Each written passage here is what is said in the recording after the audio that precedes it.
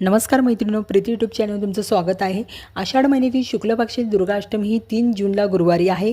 प्रत्येकाच्या घरामध्ये देवीची चांदीची मूर्ती किंवा पताका आहे, तर देवीचा अभिषेक पंचामृताने करा। देवीजवळ गाईच्या तुपाचा दिवा लावला तर त्यातमध्ये थोडीशी हळद टाका, त्याने देवीची अपार कृपा राहते। आणि दुर्गाष्टमीला दुर्गाशक्तीचा पाठ हा पूर्ण करा, त्याने घरात सुख समृद्धी येते। आता निंबाऱ्याच्या झाडं औषध गुणकारी आहे आणि महालक्ष्मीच्या घागरीमध्ये पण त्या पानांचा वापर केला जातो। तर दुर्गाष्टमीला 11 काड्या घ्यायच्या आहे निंबाऱ्याच्या आणि त्याला गंडा धागा बांधायचा आहे, थोडं अत्तर लावायचे आणि गाईच्या तुपात बुडवून ठेवायचे बुधवारी। आणि 3 तारखेला गुरुवारी त्या काड्या जाळताना, प्रत्येक काडी जाळताना ओम महालक्ष्मी म्हणून महालक्ष्मी समोर त्या जाळायच्या आहे।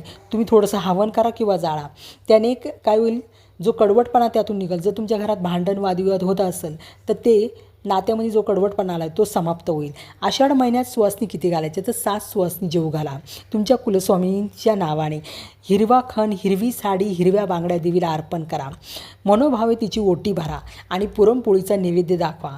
आणि ज्या 7 सुवासनी आलेल्या आहेत त्यांना हिरवा ब्लाऊज द्या, ब्लाऊज खण द्या। हे ज्या ऐपतीनुसार